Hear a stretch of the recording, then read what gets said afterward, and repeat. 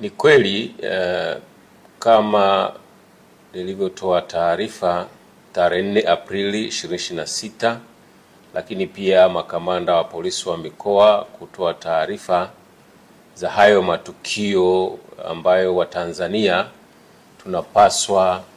kuyaacha kwa sababu ya madhara ambayo yameshasababisha kwa Watanzania wenzetu, lakini pia ni matukio ambayo yanadhalilisha hata familia, lakini pia inadhalilisha taifa letu kwa sababu yanahusishwa na mambo ya kishirikina, ambapo baadhi ya watu ile tarehe 1 Aprili 2026 kule Tunduma au mkoa wa Songwe walijitokeza watu kuanza kusingizia wenzao, kutoa taarifa za uongo kwamba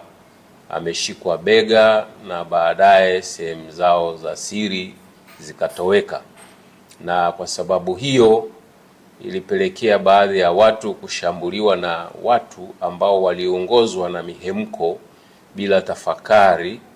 ya kina kwamba inawezekanaje mtu akushike bega alafu sehemu zako za siri zitoweke. Basi wakasababisha baadhi ya wenzetu kule Songwe takriban 7 kupoteza maisha na wengine kujeruhiwa na wakawa wanaendelea na matibabu. Lakini baada ya kule Songwe ikahamia Mbeya, ambako nako watu walijeruhiwa na kupata madhara mbalimbali, na baadaye Dar es Salaam, na baadaye kaenda kule Rukwa, baadaye Katavi, na baadaye baada ya Katavi kaenea maeneo ya Zanzibar. Sasa matukio hayo tunasema sisi kama jeshi la polisi tunaendelea kuwashauri na kuwataka Watanzania kwa kweli ambao bado wanaendelea na imani hizo potofu waachane nazo kawaida. Kwa hiyo naweza kuona kwamba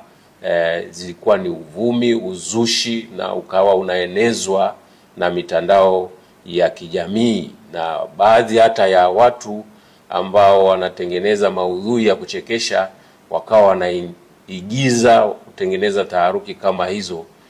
kutengeneza